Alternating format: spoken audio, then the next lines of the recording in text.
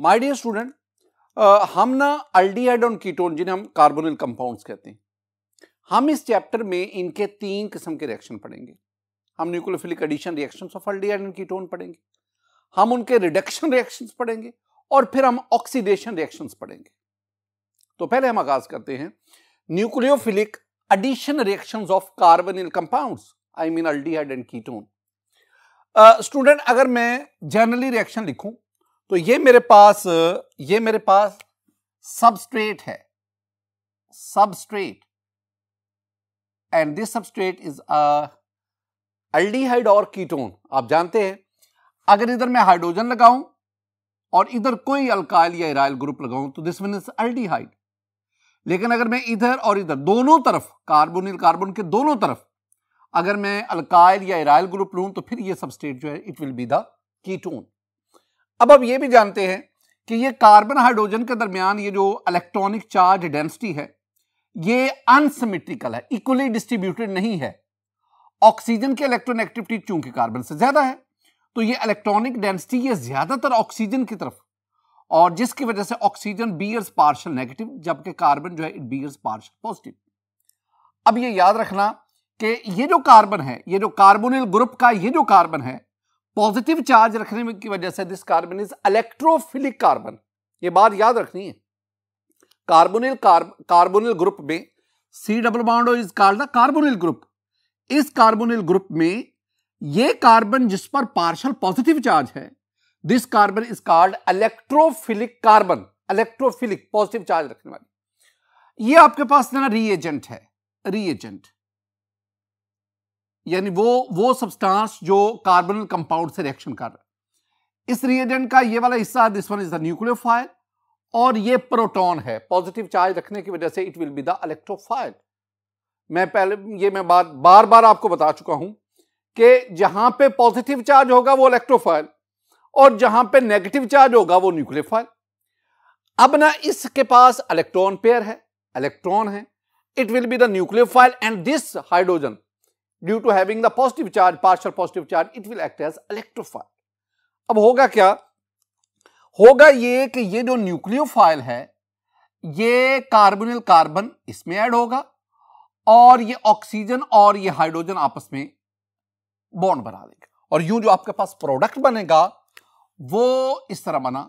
ये कार्बन ने 2 bond already बनाए हुए हैं और अब ये न्यूक्लियोफाइल जाके इस इलेक्ट्रोफिलिक कार्बन के साथ बॉन्ड बनाएगा, और इधर आपके पास ये ऑक्सीजन, अब ये डबल बॉन्ड सिंगल बॉन्ड हो गया, ऑक्सीजन और साथ आपके ये हाइड्रोजन आ गया।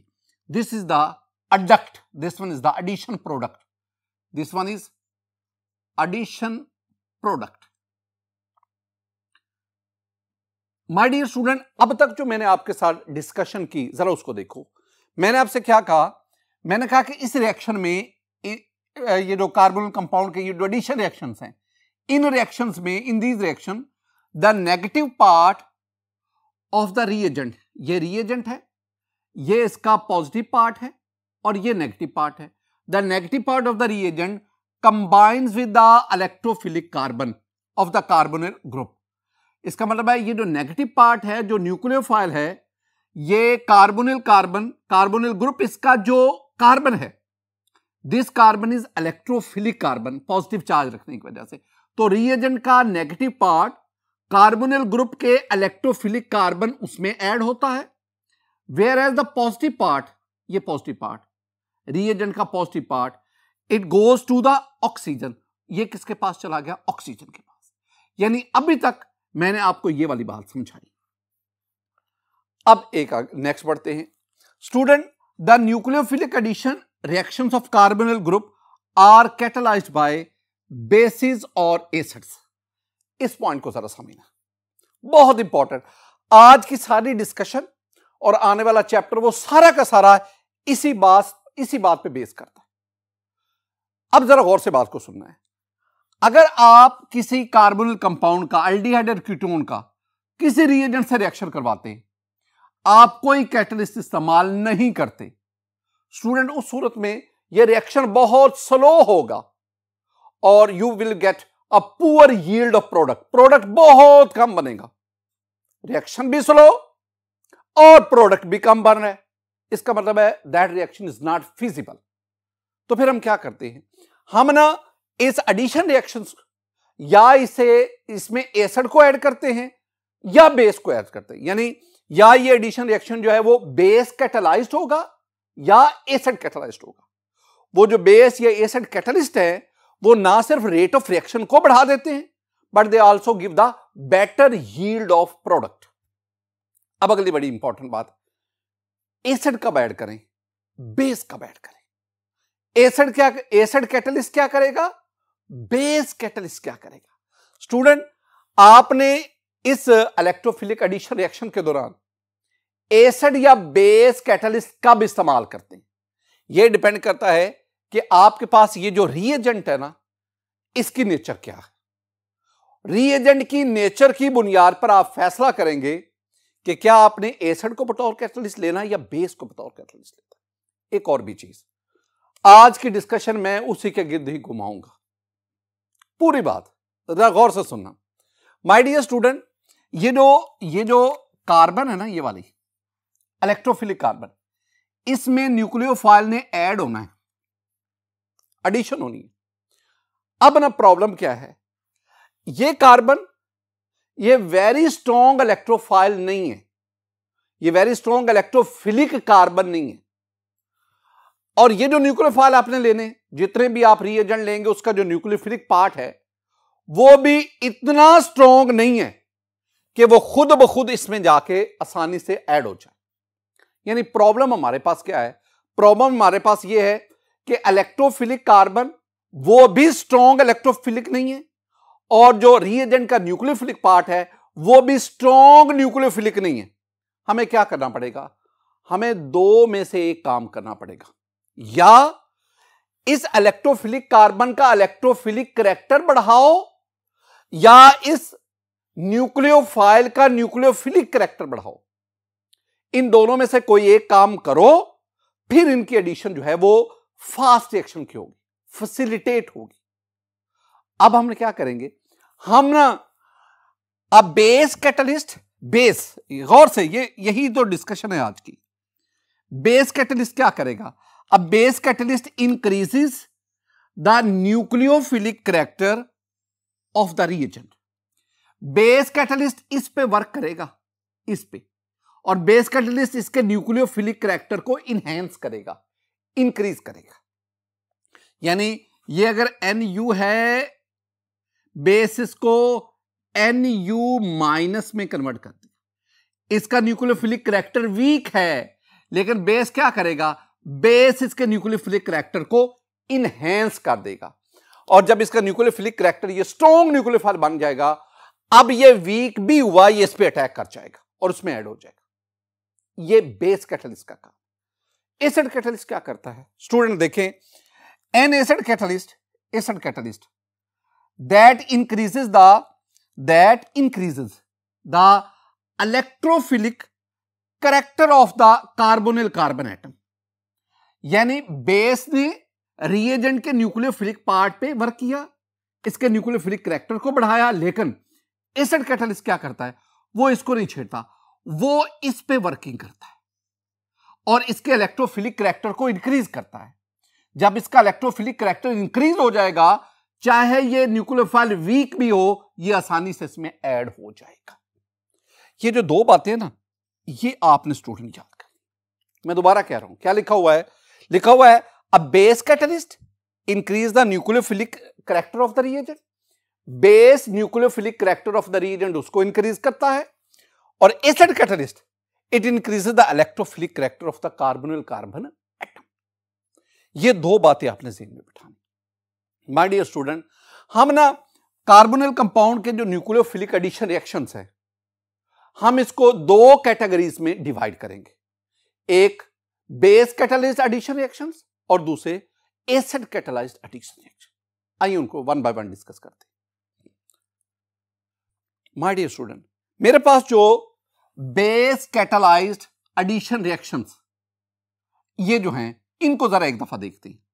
मैंने ना जो आपको एसिड कैटालाइज्ड एडिशन रिएक्शन पढ़ाने ना, अगर आपको ये समझ आएगी तो मैं बिल्कुल इसको उल्टा जाऊंगा, तो आपके पास एसिड कैटालाइज्ड एडिशन रिएक्शन।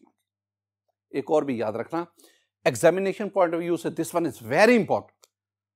आपके पास ना अक्सर एग्जाम में तकरीबन हर साल हम देखते हैं कि ये जनरल मैकेनिज्म बेस कैटालाइज का या general mechanism base catalyse addition action, इनमें से एक ना एक पूछा जाता है, अच्छी तरह याद करें। और दूसरा, हमने आगे जितने भी रिएक्शन करने हैं, जिन रिएक्शंस को हमने स्टडी करना है, ये तमाम बातें अगर आपको याद होंगी तो मेरे लिए वो रिएक्शन पढ़ाना आसान होगा।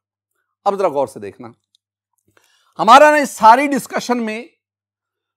डिस्कशन में मुद्दा सिर्फ एक ही है, और वो क्या है, हमने बेस कैटलिस्ट का इस्तेमाल करके न्यूक्लियोफिलिक करैक्टर इंक्रीज करना है और फिर वो वेरी स्ट्रॉन्ग न्यूक्लियोफाइल उसको कार्बोनिल कंपाउंड में ऐड करवाना। ये आज की हमारी इसमें हमारी जरूरत है। अब इसमें है क्या, माय डियर स्टूडेंट, ये base catalysed addition they take place with a strong nucleophilic reagent. ये मैं जरा ये वजाहत कर दूं, स्ट्रॉन्ग न्यूक्लियोफिलिक। मैंने आपसे ये कहा कि ये जो रिएजेंट है ना, इसमें ये जो न्यूक्लियोफिलिक पार्ट है, दिस वन इज स्ट्रॉन्ग, लेकिन this one is not strong enough to add in the carbonyl carbon. Strong है लेकिन इतना स्ट्रॉन्ग नहीं है कि ये जाके कार्बोनिल कार्बन में ऐड हो सके। स्ट्रॉन्ग है, मैं जिस बात पे जोर दे रहा हूं ना, स्ट्रॉन्ग है लेकिन इतना स्ट्रॉन्ग नहीं है कि ये कार्बोनिल कार्बन में ऐड हो सके। तो फिर हम क्या करते हैं, हम करते हैं a base react with reagent. Base reagent के साथ रिएक्ट करेगी and generates the strong nucleophile. ये स्ट्रॉन्ग न्यूक्लियोफाइल है, but this one is not strong enough to add in the carbonyl carbon. उसमें ऐड नहीं, बेस को लिया, OH negative mean base, this one is the base catalyst. अब ये क्या करेगा, वेरी सिंपल, ये यहां से प्रोटॉन ले लेगा। माय डियर स्टूडेंट, ये पार्शियल पॉजिटिव, ये प्रोटॉन इसके साथ गया और ये दोनों इलेक्ट्रॉन इसके पास आ गए। जब इलेक्ट्रॉन आएंगे, ये आपके पास बन गया NU negative plus HOH। Base ने प्रोटॉन एब्स्ट्रैक्ट किया, OH नेगेटिव किस में कन्वर्ट हो गया, वाटर में, और ये आपके पास है, this one is very strong nucleophile, very strong nucleophile. और इस तरह स्टूडेंट, रिएजेंट में न्यूक्लियोफाइल का न्यूक्लियोफिलिक करैक्टर इनहैंस हो गया, इंक्रीज कर दिया। अब तो वेरी सिंपल, अब ये जो वेरी स्ट्रॉन्ग न्यूक्लियोफाइल है, अब ये क्या करेगा, ये इस पे अटैक करेगा, कार्बोनिल कार्बन पे। अटैक का मेरे मुराद है कि ये जाके इस कार्बन के साथ बॉन्ड बनाएगा। इस कार्बन ने ऑलरेडी 1 2 3 4 बॉन्ड बनाए हुए, ये न्यूक्लियोफाइल भी बॉन्ड बनाएगा, इस कार्बन के 5 बॉन्ड होंगे, तो कार्बन पेंटावेलेंट तो नहीं होता ना, इसलिए क्या होगा, जो ही ये न्यूक्लियोफाइल कार्बन से बॉन्ड बनाएगा, ये दोनों पाई इलेक्ट्रॉन इस ऑक्सीजन के पास जाएंगे। जब ऑक्सीजन के पास जाएंगे तो आपके पास ये कार्बन, ये वाला 2 बॉन्ड उसके ऑलरेडी हैं, न्यूक्लियोफाइल ने इसके साथ बॉन्ड बना लिया, और ये कार्बन ऑक्सीजन डबल बॉन्ड अब सिंगल रह गया, और ये दोनों इलेक्ट्रॉन ऑक्सीजन के ऊपर ये नेगेटिव की फॉर्म में चले। स्टूडेंट, अब ये तीसरा स्टेप क्या है, तीसरे स्टेप में आपके पास ये प्रोडक्ट, ये वाला इंटरमीडिएट आ गया। अब वो जो वाटर था, वाटर में ये जो प्रोटॉन है, ये ऑक्सीजन जो है, ये ऑक्सीजन वाटर में से प्रोटॉन एब्स्ट्रैक्ट करेगा, ये दोनों इलेक्ट्रॉन इसके पास चले गए, और आपके पास NU कार्बन, ये दरमियान वाला कार्बन, 2 बॉन्ड, इधर आ गया न्यूक्लियोफाइल जो आपने ऐड करवाया, और इधर आ गया आपके पास O, और O के साथ अब क्या आ गया, H, ये आपके पास है, प्लस OH नेगेटिव। अब एक स्टूडेंट क्वेश्चन करता है, वो कहता है सर ये जो आपके पास रिएजेंट था, इसमें ये न्यूक्लियोफाइल था, ये इलेक्ट्रोफाइल था, आपने यहां पे न्यूक्लियोफाइल को ऐड करवा दिया, यहां पे आपके पास इलेक्ट्रोफाइल ऐड हो गया, तो न्यूक्लियोफाइल भी ऐड हो गया, इलेक्ट्रोफाइल भी ऐड हो गया, दोनों तो ऐड हो गए कार्बोनिल कार्बन में, कार्बोनिल ग्रुप पे। अगर न्यूक्लियोफाइल इलेक्ट्रोफाइल दोनों ऐड हो गए हैं, तो फिर आप इसको न्यूक्लियोफिलिक एडिशन क्यों कहते हैं, आप इसको न्यूक्लियोफिलिक इलेक्ट्रोफिलिक एडिशन क्यों नहीं कहते? वेरी सिंपल आंसर स्टूडेंट, जब तक न्यूक्लियोफाइल इसमें ऐड नहीं ना होगा, तब तक इलेक्ट्रोफिलिक एडिशन पॉसिबल नहीं है। मैं आपको समझाने के लिए कह देता हूं, the addition of electrophile is facilitated by addition of nucleophile. Nucleophile add नहीं होगा, इलेक्ट्रोफाइल कभी भी इसमें ऐड नहीं हो सकेगा। तो इसलिए हम इसे कहते हैं this one is the nucleophilic addition. और चूंकि इसमें बेस कैटलिस्ट का मतलब है कि पहले स्टेप में बेस ऐड हुआ और यहां से देखेंगे आपके पास रीजनरेट हो गया, OH negative base catalyst regenerate हो गया। और कैटलिस्ट की प्रॉपर्टी भी है ना कि it is not consumed during the reaction, it regenerates at the end of the reaction. तो एंड पे ये रीजनरेट हो गया। आपने इन तमाम पॉइंट्स को समझना भी है, इनको याद भी करना। एग्जामिनेशन पॉइंट ऑफ व्यू से ये बहुत इंपॉर्टेंट। स्टूडेंट, हम बेस कैटालाइज के बाद अब एसिड कैटालाइज की तरफ चलते हैं। माय डियर स्टूडेंट, अब acid catalysed addition reaction point जरा देखो। This reaction takes place with a weak nucleophilic reagent. अब जरा पॉइंट्स ऑफ डिफरेंस देखते जाना। मैंने इधर क्या कहा था कि base catalysed addition reaction takes place with strong nucleophilic reagent, और यहां मैं क्या कह रहा हूं, take place with weak nucleophilic reagent. मतलब इसमें यह है कि एसिड कैटालिस्ट की तब जरूरत पड़ती है जब आपके पास ये जो रिएजेंट है ये इतना वीक हो कि बेस कैटालिस्ट भी इसके न्यूक्लियोफिलिक कैरेक्टर को बढ़ा ना सके। हम बेस कैटालिस्ट का काम क्या था, वो इसके न्यूक्लियोफिलिक कैरेक्टर को बढ़ा देता है। अब ये न्यूक्लियोफाइल वेरी स्ट्रॉन्ग और ये आसानी से इलेक्ट्रोफिलिक कार्बन में ऐड हो जाता है।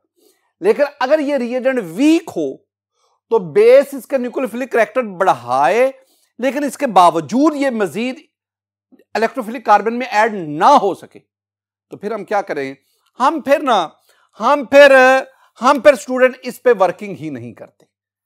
हम फिर क्या करेंगे, द प्रोटॉन, कौन सा proton, that is liberated by the acid that combines with the carbonyl oxygen atom and increases the electrophilic character of the carbonyl. Very important. जरा सुनना, मैंने क्या कहा, मैकेनिज्म में समझाता हूं आपको। माय डियर स्टूडेंट, ये क्या है आपके पास, this one is the proton. कहां से आया, ये हमें एसिड ने दिया, लिबरेटेड बाय द एसिड। अब क्या करेगा ये ना, ये combines with the carbonyl oxygen, carbonyl group, this one is carbonyl carbon, this one is carbon oxygen. तो ये प्रोटॉन इस कार्बोनिल ऑक्सीजन के साथ कंबाइन होगा। ये ऑक्सीजन अपने इसके साथ लोन पेयर के साथ इसके साथ बॉन्ड बनाएगा। देखो क्या बनेगा मेरे पास, कार्बन ये वाला, दो बॉन्ड शो कर दो, डबल बॉन्ड ऑक्सीजन, और ये आपके पास प्रोटॉन ऐड हो गया। ऑक्सीजन ने यहां दो बॉन्ड बनाए हुए हैं, यहां कितने बॉन्ड हो गए, 3। इसकी वजह से इस पे क्या आ गया, पॉजिटिव चार्ज आ गया, ये पॉजिटिव चार्ज। अभी ना इस स्टेप में मैंने सिर्फ इतना हिस्सा किया है, मैंने प्रोटॉन को कार्बोनिल ऑक्सीजन में ऐड करवाया है, प्रोटॉन को कार्बोनिल ऑक्सीजन में ऐड करवाया, ये ऐड हो गया। अब देखो, अब इस ऑक्सीजन पे पॉजिटिव चार्ज है, ऑक्सीजन इलेक्ट्रोनेगेटिव है, फ्लोरीन के बाद सबसे ज्यादा इलेक्ट्रोनेगेटिविटी ऑक्सीजन की है, और जो हाईली इलेक्ट्रोनेगेटिव एटम है वो कैसे पॉजिटिव चार्ज बियर कर सकता है। ऑक्सीजन के मुकाबले में कार्बन लेस इलेक्ट्रोनेगेटिव है, ऑक्सीजन की इलेक्ट्रोनेगेटिविटी 3.5, कार्बन की 2.5। इसका मतलब है ऑक्सीजन की इलेक्ट्रोनेगेटिविटी कार्बन से ज्यादा है। जिसकी इलेक्ट्रोनेगेटिविटी ज्यादा होगी वो अपने ऊपर पॉजिटिव चार्ज नहीं लाएगा, वो अपने ऊपर नेगेटिव चार्ज वो लाना। अब क्या होगा फिर ये होगा कि ऑक्सीजन इन दोनों इलेक्ट्रॉन को, ये जो इलेक्ट्रॉन लोन पेयर है, सॉरी पाई इलेक्ट्रॉन्स है, ये इसके पास चले गए। ये एक तो ऑक्सीजन का अपना इलेक्ट्रॉन था, दूसरा किसका इलेक्ट्रॉन था, दूसरा कार्बन का था। अब ये इलेक्ट्रॉन इसके ऊपर चला गया कार्बन का भी, तो जिसकी वजह से ये पॉजिटिव चार्ज खत्म हो गया। लेकिन स्टूडेंट नया मसला आ गया, और वो क्या है, कार्बन ऑक्सीजन हाइड्रोजन, कार्बन के बॉन्ड 3, क्योंकि ये जो डबल बॉन्ड था, पाई इलेक्ट्रॉन दोनों ऑक्सीजन, जिसकी वजह से कार्बन पे कौन सा चार्ज आ गया, पॉजिटिव चार्ज। जरा गौर देखिएगा, यहां तक अगर आप 2 स्टेप्स देखेंगे ना, ये था कार्बोनिल ग्रुप, इसमें कार्बन पर पार्शियल पॉजिटिव, जुजवी पार्शियल पॉजिटिव, और ये जो आपके पास आया इसमें कार्बन पर फुल पॉजिटिव, पार्शल से फुल पॉजिटिव, यानी अगर कार्बन पर पार्शल पॉजिटिव होगा तो carbon show comparatively weak electrophilic character, लेकिन जब कार्बन पर फुल पॉजिटिव चार्ज आ गया, now carbon show very strong electrophilic character. Carbon का वीक से स्ट्रॉन्ग इलेक्ट्रोफिलिक कैरेक्टर किसकी बदौलत हुआ? इस प्रोटॉन की वजह से, यानी इसमें प्रोटॉन ने कार्बन के इलेक्ट्रोफिलिक कैरेक्टर को इंक्रीज कर दिया। देखो अब सेंटेंस देखो, द प्रोटॉन ये वाला लिबरेटेड बाय एसिड, जो एसिड ने हमें दिया, combines with the carbonyl oxygen atom, ये कार्बोनिल ऑक्सीजन एटम से कंबाइन हुआ, and increases the electrophilic character of the carbon, और इसकी वजह से ऐड होने के बाद ये वाला कार्बन का electrophilic character of carbonyl carbon increase कर दिया। अब this carbon bear the positive charge, it is very strong, it has very strong electrophilic character. अब ये न्यूक्लियोफाइल वीक भी होगा ना, वीक भी होगा, वेरी वीक भी होगा, फिर भी ये इसमें ऐड हो जाएगा। जब ये ऐड होगा, ऐड से मुराद इसके साथ बॉन्ड बनाएगा स्टूडेंट, तो मेरे पास कार्बन के पास ये दो बॉन्ड तो पहले है ना, ये वाला और ये वाला, न्यूक्लियोफाइल ने भी बॉन्ड बना लिया NU ने, और साथ आपके पास OH आ गया। अब जरा देखो, एज अ रिजल्ट, मैं ये आखिरी स्टेप की बात कर रहा हूं, as a result the attack of the weaker nucleophile, weaker nucleophile, इसका attack on the electrophilic carbon, ये इलेक्ट्रोफिलिक कार्बन पर बिकम्स इजियर, चूंकि इसका इलेक्ट्रोफिलिक कैरेक्टर बढ़ गया, लिहाजा वीकर न्यूक्लियोफाइल का इस पर अटैक आसान हो गया। एक चीज रह गई है, वो क्या स्टूडेंट? हम कहते हैं कि जो कैटलिस्ट है वो at the end of reaction हमारे पास दोबारा मिलता है, रीजनरेट होता है। यहां पे कैटलिस्ट क्या है? H positive, proton is the catalyst, लेकिन लास्ट वाले स्टेप में तो वो आया ही कोई नहीं। वो कहां गया? एक्चुअली होता भला क्या है कि ये जो आप न्यूक्लियो ये लेते हैं ना NU, ये आप लेते हैं NUH से, जब आप इससे लेते हैं, यानी ये रिएजेंट से लेना है ना, तो होता क्या है कि ये यहां से टूटता है, ये दोनों इलेक्ट्रॉन इसके पास, ये बन गया NU और ये H पॉजिटिव है। इसका मतलब है ये जो आपके पास NU आता है ना, ये इस रिएजेंट से आता है, और ये जब रिएजेंट NU देता है, न्यूक्लियोफाइल देता है, तो इसको ये प्रोटॉन भी देना पड़ता है, और वो प्रोटॉन जो है वो यही H पॉजिटिव होता है। आई मीन ये न्यूक्लियोफाइल जो NU माइनस है, ये रिएजेंट से आते हुए प्रोटॉन देता है, यहां प्रोटॉन मिलता है, और वही प्रोटॉन दोबारा रिएक्शन में यूज होता है। माय डियर स्टूडेंट, ये दो रिएक्शन से जनरल मैकेनिज्म, बेस कैटालाइज्ड और एसिड कैटालाइज्ड। एक बात गौर से सुनिए, हमने ना तकरीबन जो न्यूक्लियोफिलिक एडिशन रिएक्शन वो 9 के करीब पढ़नी, इनमें जो 6 हैं, जो 6 हैं, वो बेस कैटालाइज्ड, यानी मेरे पास जो base catalysed nucleophilic addition reaction है, इसमें पहले नंबर पे addition of hydrogen cyanide HCl, addition of Grignard reagent, addition of sodium bisulfite, aldol condensation, you have the Cannizzaro reaction, and you have the haloform reactions. These are 6 reactions which are base catalyzed addition reactions of carbonyl compound. My dear student, हम ना ये 3 acid catalysed nucleophilic addition of carbonyl compound भी पढ़ेंगे, हम polymerisation को पढ़ेंगे, हम addition of ammonia derivative पढ़ेंगे, और हम एडिशन ऑफ अल्कोहल भी पढ़ेंगे डिटेल के साथ। आने वाले लेक्चर्स में यही हमारा टारगेट रहेगा। माय डियर स्टूडेंट, आज के इस लेक्चर में हमने nucleophilic addition reaction of carbonyl compound इसका आगाज किया। मेरी दुआ है कि अल्लाह ताला आप पर अपना फजल फरमाए, अल्लाह ताला आप पर अपना करम फरमाए। अस्सलामु अलैकुम रहमतुल्लाह।